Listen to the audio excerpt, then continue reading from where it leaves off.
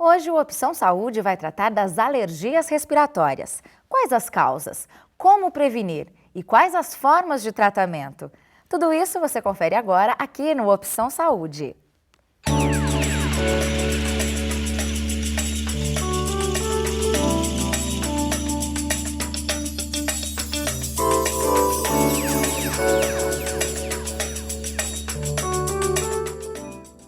E para nos esclarecer sobre as alergias respiratórias, nós temos o prazer de receber aqui o alergista e imunologista Dr. Edson Giacomini. Doutor, obrigada pela sua presença aqui em nosso programa. Obrigado. Bom, para começar então o nosso bate-papo, doutor, o que é a alergia respiratória? Então vamos lá. Então, vamos falar primeiro do que é uma alergia, né? A alergia é uma resposta que a pessoa alérgica tem quando ela entra em contato com determinados agentes externos. Ela responde diferente daquela pessoa que não é alérgica. Então ela vai ter uma série de reações no organismo que vai provocar as doenças. No caso das alergias respiratórias, ela ataca o trato respiratório. É como se fosse, por exemplo, a pessoa ter um contato com uma poeira e ela responde assim muito mais exacerbadamente do que uma pessoa que não é alérgica. Ela vai espirrar muito mais, ela vai tossir muito mais, ela vai ter muito mais coriza. Qualquer pessoa pode ter reação a uma poeira, mesmo não sendo alérgica.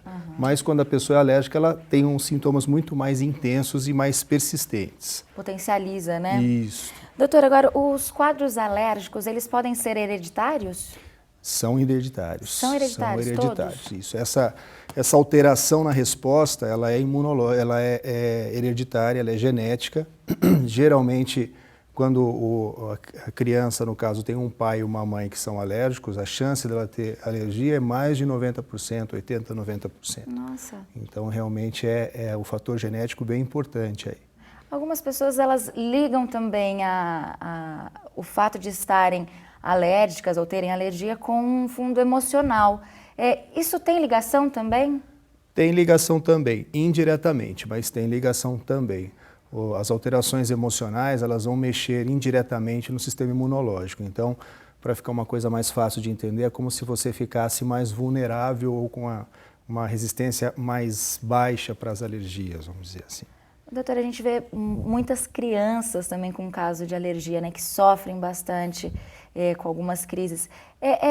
São mais comuns a alergia atacar durante a infância? As crianças, elas acabam sofrendo um pouco mais do que os adultos, porque as crianças estão em desenvolvimento. Então, até o 4º, 5º ano de vida, o sistema imunológico da criança não está totalmente desenvolvido. Então, ela tem uma facilidade maior, por exemplo, de pegar infecções virais, gripes, resfriados, né? E isso, associado ao quadro alérgico, vai exacerbar mais as crises. Então, assim, no dia a dia, a gente percebe que as crianças acabam sofrendo um pouco mais e os idosos também, pelo mesmo motivo, porque a imunidade começa a cair e eles ficam mais vulneráveis também. Agora, ainda falando um pouquinho das crianças, né, a gente conhece vários benefícios do leite materno, né? Agora, ele também pode ajudar na prevenção das doenças alérgicas? Pode, não só das alérgicas, como das infecções e qualquer outra doença, né? O leite materno, na verdade, ele, além de ser um alimento, ele possui na composição dele algumas substâncias que são substâncias, vamos dizer assim, protetoras, né? Ele tem alguns anticorpos que, quando a criança ingere o leite materno, acaba protegendo a criança contra qualquer agressão externa.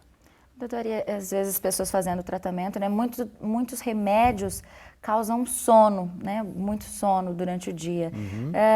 Existem medicamentos que não causam esse sono? Existem vários tipos de antialérgicos e medicamentos que são usados para alergia que não dão sono.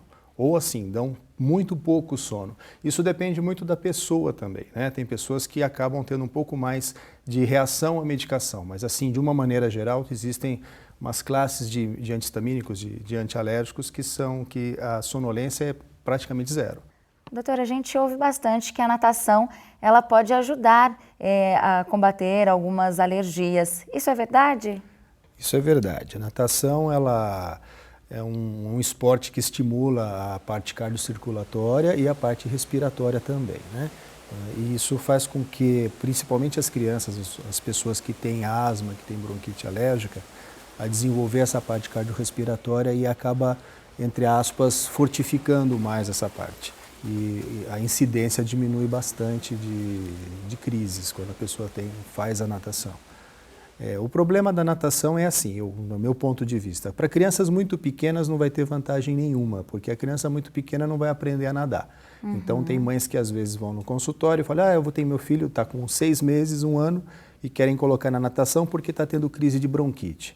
Vai piorar a bronquite, porque vai chegar na hora da natação, vai tomar o choque térmico, geralmente são lugares fechados que têm fungos, né? Então isso pode até piorar a crise. E a criança não vai nadar. Porque ela ainda não respira, né? Não Justamente, sabe essa ela não vai ter aquela coordenação, né, cardiorrespiratória necessária. Mas a partir dos 3, 4 aninhos, eu acho que é imprescindível. Toda criança que tem asma, que tem bronquite alérgica, deve fazer a natação, porque ajuda bastante com o decorrer do tempo. Sem contar que todos os esportes sempre vão fazer bem à saúde, né? Sim, esporte sempre faz bem para a saúde, né? Com certeza. Bom, rinite e asma, o que fazer para amenizar os sintomas? Quais são os tratamentos indicados? É o que você confere no próximo bloco aqui do Opção Saúde.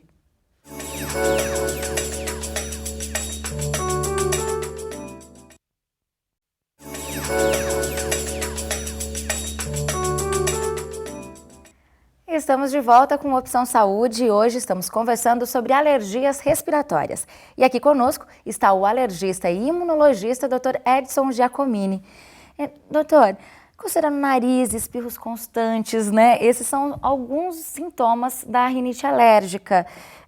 O que desencadeia a rinite, doutor? É bastante coisa. Né? Mas assim, resumidamente, o que mais costuma provocar são as poeiras, tá? Nas poeiras existe uma série de coisas que podem provocar alergia, mas a gente vai chamar isso de poeira de uma maneira geral. Os animais que tenham pelos e penas também podem provocar, qualquer um deles. A pessoa pode se sensibilizar pelo epitélio dos animais, tá? E isso pode provocar as crises. Os fungos, os pólens das plantas. A barata também costuma provocar bastante. É mesmo? A barata tem alguns alérgenos na composição dela, que a pessoa pode se sensibilizar pelos alérgenos da barata, e isso daí potencializa ainda mais as reações alérgicas que a pessoa pode apresentar. E todos esses fatores estão relacionados muito intimamente com o ácaro, que é uma espécie de um carrapato, só que ele é microscópico, a gente não enxerga, né? E ele se alimenta de resíduo orgânico, então ele se alimenta de tudo isso que eu falei. Então, onde, por exemplo, tem um cachorro, vai ter o ácaro. Isso aí é uma coisa muito interessante que acontece, por exemplo, no consultório, que às vezes a gente faz o teste alérgico, vem negativo para o cachorro e 90% das vezes vem positivo para o ácaro. Aí a mãe fica toda feliz porque eu posso ter o meu cachorro em casa, então. Eu falei, não pode, porque se você tem o cachorro, você tem um foco de ácaros na sua casa. Então é um grupo grande. Esse é o primeiro grupo. O outro grupo são dos agentes físicos, que são coisas que irritam as vias respiratórias normalmente de qualquer pessoa e que se a pessoa é alérgica, ela vai responder mais intensamente ainda, que seriam os cheiros fortes, irritantes, as fumaças, qualquer tipo de fumaça, cigarro, queimada e o tempo seco principalmente. As mudanças climáticas também, mas principalmente o tempo seco. E a rinite também está ligada à hereditariedade. Sim. Tudo ligado, tudo isso daí, a pessoa que tem essa predisposição, ela sempre tem uma predisposição genética para ter isso. Bom, nós vamos conhecer agora a Rafaela Bellini, que sofre também com a rinite alérgica. Vamos ver.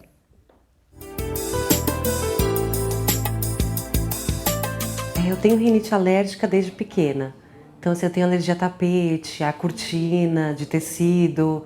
Meu travesseiro sempre teve uma capa especial. Primeiro você começa a espirrar, eu começo a espirrar muito, e aí você sente uma pressão bem forte nessa área. Aí, dependendo, pode causar sinusite, né? Que aí é aquela dor aqui nessa região. Porque às vezes em dias de crise, por exemplo, eu não consigo dormir bem à noite, que eu acordo com falha na respiração. Então, assim, de manhã, todo dia de manhã tem que pingar um remédio no nariz. Então, eu levo sempre um antialérgico na bolsa. Quando eu vou viajar, praia também é complicado, porque às vezes tem ácaro. Então, assim, só que o problema do antialérgico é o sono, né? E é difícil de achar um que não cause sonolência. A minha rinite, ela piora quando o tempo está mais seco. Eu fico com uma dificuldade de respirar. Então, assim, sempre congestiona mais quando o ar está seco. quando tem cachorro, gato, piora. Mas como eu sou apaixonada por cachorro, eu tenho o meu, então assim, eu decidi lidar com essa situação, mas prejudica muito. Mas eu contorno, porque incomoda a qualidade do dia a dia, né? Prejudica. Porque até na fala, assim, às vezes tem uma dificuldade, né? Para conseguir lidar com as atividades diárias.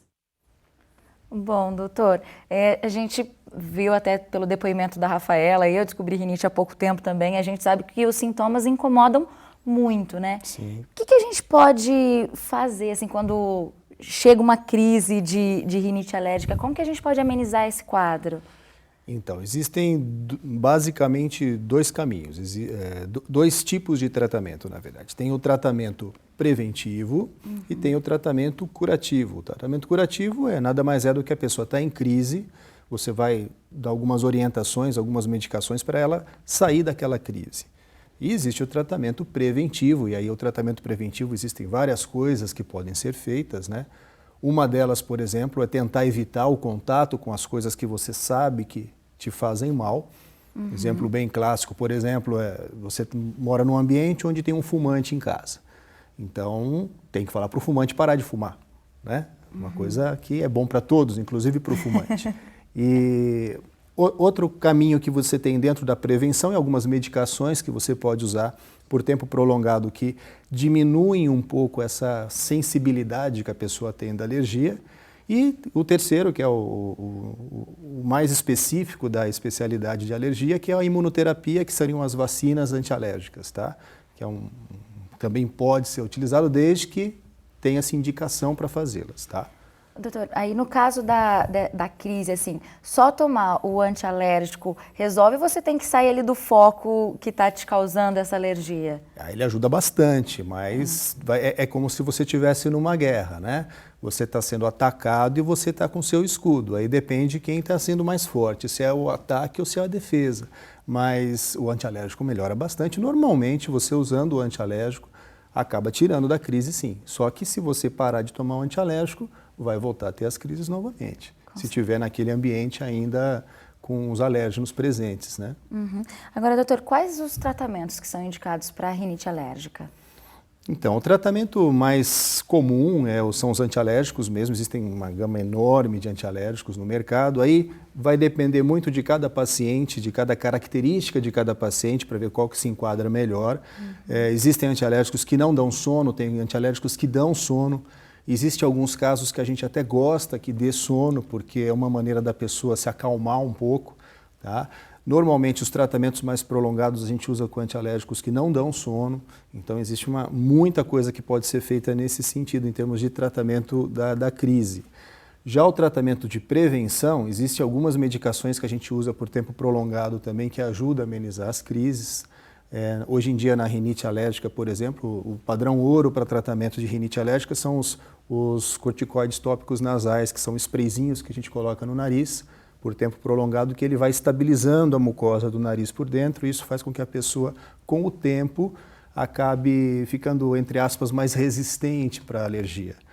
E existem as vacinas, né? A imunoterapia, aí você precisaria ter mais ou menos noção do que é aquilo que está te prejudicando mais. Por exemplo, você faz um teste alérgico, você vê que o seu teste alérgico ele veio muito alterado para um determinado tipo de ácaro, e você pode produzir uma vacina, né? Na verdade, o termo vacina não é muito bem indicado, mas você faz uma vacina a partir daquele ácaro e você pode fazer doses frequentes e crescentes. Tem tanto a vacina que a gente pode fazer subcutânea, também tem a vacina sublingual, existem vários tipos de vacina aí hoje que pode ser feita. Mas assim, a vacina, muita gente procura o médico no consultório já querendo fazer a vacina, mas você precisa ter indicação para a vacina. Você tem que ver se você realmente está sensível àquela substância. A vacina tem que ser feita a partir daquela substância que você detectou. É um tratamento longo, dura pelo menos 2, 3 anos. Né? Então, existe uma série de coisas aí no meio também que talvez atrapalhe um pouquinho no tratamento com as vacinas, tá? Às vezes não é o mais indicado naquele caso, eu né? particularmente Tem que fazer um uso pouco, tá? Vacinas, imunoterapia, mas é um tratamento também muito interessante de ser feito. É o único tratamento dentro da área da alergia e imunologia em que você consegue, não vou dizer curar, mas você vai conseguir diminuir bastante a sensibilidade da pessoa. Tá? Legal. Doutor, agora mudando um pouquinho de assunto, bronquite e asma, qual a diferença entre essas duas doenças? A asma é a bronquite alérgica. Tá. A bronquite, o nome dela quer dizer it, inflamação, bronque é brônquios. Os brônquios são os canaizinhos que levam ar para dentro do pulmão, tá? Então, existem vários tipos de bronquite. Existe a bronquite viral, existe a bronquite tabágica, que é do cigarro, e existe a bronquite alérgica. A bronquite alérgica, ela é a asma. Então, existem vários nomes para a mesma coisa. Asma, asma brônquica, bronquite alérgica, é tudo a mesma coisa. Uhum. E tem cura a asma? Não tem cura porque na alergia não tem cura, né? A pessoa que é alérgica, ela nasce alérgica, vai morrer alérgica, mas ela tem controle da sua doença. Então, na verdade, a asma tem controle, ela não tem cura, tá? Entendi. Bom, no próximo bloco você confere algumas medidas que podem melhorar as alergias respiratórias. A gente já volta com mais Opção Saúde.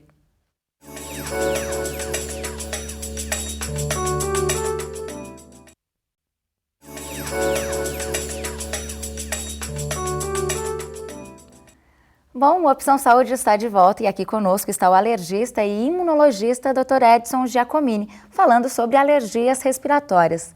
Bom, doutor, neste bloco nós vamos falar de algumas situações que desencadeiam, né, essas alergias e essas crises. Vamos começar então? Vamos lá. Bom, mudanças de temperatura, elas contribuem também para o aparecimento dessas crises, né? Sim, também contribuem, mas o que mais contribui, o que mais atrapalha é o tempo quando ele fica seco. As mudanças também, de calor, frio, frio, calor. Às vezes não só o tempo, mas, por exemplo, a criança vai na natação, ela vai nadar, ela pula na piscina que está aquecida, a hora que ela sai da piscina, a temperatura da piscina é uma e fora da piscina é outra, já é o suficiente, de repente, para ela começar a espirrar. Tá?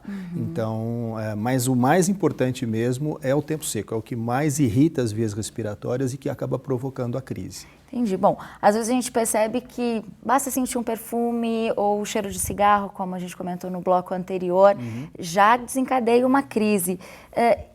Esses também são dois fatores que geram isso, né? Também é a mesma coisa, porque quando você inala aquele cheiro, né, ele vai estimular o seu nariz, né, de uma maneira que ele vai responder de uma forma mais exacerbada e você vai ter as crises também. Isso é muito característica de cada pessoa. Tem pessoas que têm a rinite alérgica e que não são tão sensíveis assim ao cheiro. Então, às vezes usam o perfume, tudo e não sentem nada. E tem outros que já acabam tendo essa sensibilidade maior. É muito uma característica de cada um mesmo do alérgico. Mas os cheiros fortes, de uma maneira geral, acabam atrapalhando um pouco, sim, a rinite alérgica. Entendi. Bom, então agora nós vamos conhecer a Patrícia e seu filho Heitor. Eles também sofrem com as crises alérgicas. Vamos ver.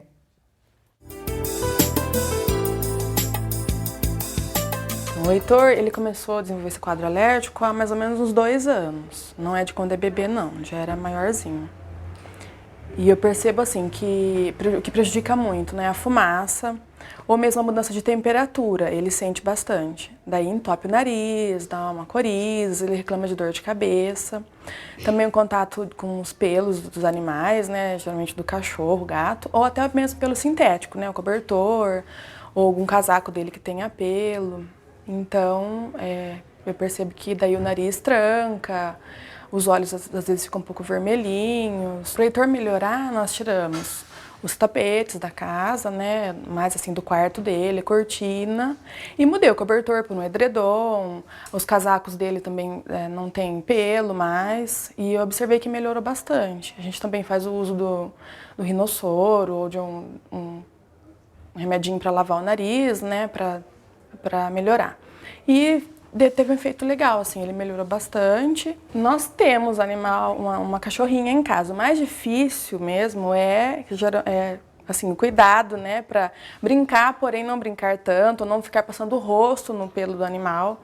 É o mais difícil para a criança, é o mais difícil, né, porque eles gostam muito do cachorrinho e é o mais difícil tirar. Mas assim, hoje como ele já está maior, ele entende mais. Então ele brinca, mas assim, eu deixo pouco tempo do dia, mas a hora que chega, fala um oi, faz um carinho, o cachorro já volta para casa dele. O pai dele também tem esse quadro de rinite. Também sente com a mudança de temperatura, o contato com a fumaça, ou o pelo, né, dos animais, ou pelo sintético. Então ele não consegue dormir com cobertor, sempre tem que ser o edredom. Também faz uso dos medicamentos, né, para aliviar um pouco o sintoma. Então ele herdou porque o pai dele tem. Bom, doutor, os animais de estimação para muita gente faz alegria, para outros a alergia, né? Isso. Como contornar essa situação, né? Ter um bichinho em casa, mas e os alérgicos, como ficam, né, nessa história? É complicado isso daí, porque o animal de estimação não deixa de ser um membro da família, né? Sim. E assim, quando não tem um animal, quando o paciente é alérgico, vai no consultório e ele não tem um animal, eu já oriento a não ter.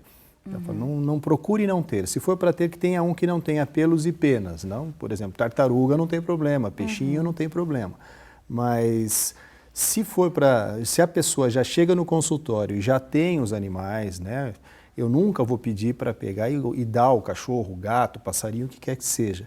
Mas o que eu oriento a eles é o seguinte, que o cachorrinho tem a casa do cachorrinho. A criança tem a casa da criança, cada um no seu quadrado, né? Porque tem algumas situações que são bem assim intensas. Por exemplo, tem criança que dorme com o cachorro na cama, né?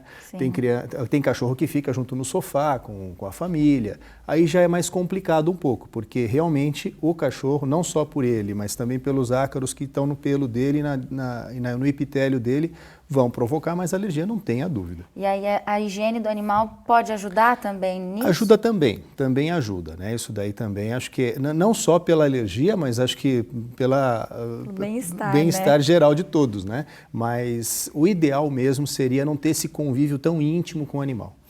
Interessante. Bom, e o ar-condicionado, doutor, ele também é um dos vilões aí para os alérgicos, né? Para os adultos, acho que é o pior. É. Ar-condicionado, ele tem alguns fatores interessantes aí. O que o ar-condicionado faz? O ar-condicionado, ele simula o inverno, né? Ele tira a umidade do ar, né? Então ele deixa o ar seco e ainda frio. Então são duas coisas que normalmente são irritantes, tanto o ar seco como o ar frio. E além disso, pouquíssimas pessoas fazem a manutenção do ar-condicionado constantemente. Então, se você, só por curiosidade, vai lá e veja lá o filtro do seu ar-condicionado que não tem de poeira. E se você vê o que tem de ácaro ali, é um absurdo. Sempre tem muita coisa acumulada de sujeira lá, né? Aí você além de você estar simulando o inverno, você está jogando esporos de fungos, de ácaros no ambiente que você está. Então, o ar-condicionado é um veneno para quem é alérgico, né? Principalmente o ar-condicionado de carro. E quais cuidados a gente deve manter em casa para prevenir todas essas coisas que desencadeiam as crises? Acho que, na verdade, é o seguinte, a gente tem que ter bom senso em tudo que faz, né? Então, claro que se tiver muito quente, ninguém vai ficar sem o seu ar-condicionado, mas mantenha pelo menos o seu ar-condicionado assim, você vai fazendo a sua manutenção do ar-condicionado constantemente. Se de repente tem uma criança muito alérgica, está muito quente, nada impede de você ligar um umidificador junto no ambiente que tem um ar-condicionado, pelo menos não resseca tanto, tá? Umidificador em todas as situações, só tomando cuidado para que no dia seguinte, né, você abra bem o quarto para ele não ficar criando fungos, porque o ambiente fica muito úmido. Acaba começando a mofar, né? Isso, justamente. Tá, então as dicas, acho que os umidificadores e tem também aqueles aparelhos que combatem o ácaro, isso pode ajudar? Muito pouco. Esses já atuam muito pouco, porque esses aparelhinhos que matam o ácaro, eles matam o ácaro realmente, mas eles funcionam como? Eles têm uma área de atuação e essa área é muito pequena. Se você colocar, por exemplo, um aparelhinho desses num quarto, ele não vai ser capaz de pegar todos os ácaros que estão no ambiente. E o problema maior é o ácaro que está em suspensão, porque é aquele que está no ar. né? Então, quando você, por exemplo, pega um travesseiro, uma almofada e bate nela, levanta aquela poeirinha. Ali já levantou a poeira com o ácaro. Demora cerca de 24 a 48 horas para aquilo se sedimentar. O aparelhinho para matar os ácaros, os acaricidas, ele fica num cantinho, então o ar que está ali, ele consegue eliminar o ácaro, mas e o resto? O resto ele não consegue. Então eu acho que o benefício é muito pequeno. Eu acho que o ganho que você vai ter com ele é muito pequeno. Eu não costumo orientar, não. E aquele cuidado frequente com a casa, a limpeza, também pode contribuir? Isso daí também. Tudo que possa acumular poeira, almofada, travesseiro, colchão, cortina, bichinho de pelúcia, porque não é o bichinho de pelúcia que dá alergia. Quem dá alergia é a poeira que se deposita no bichinho de pelúcia.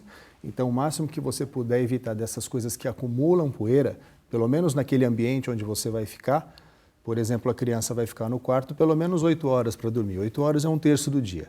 Então, 1/3 do dia você está garantindo para ele que ele vai ficar num ambiente legal. Então, pelo menos essa hora você consegue manter um ambiente razoável para a criança. Ah, legal. Doutor, nosso programa está chegando ao fim. Queria agradecer muito aqui a sua presença, Obrigado. por ter nos ajudado, esclarecido todas essas dúvidas, viu? Um prazer. Muito obrigado, prazer é meu.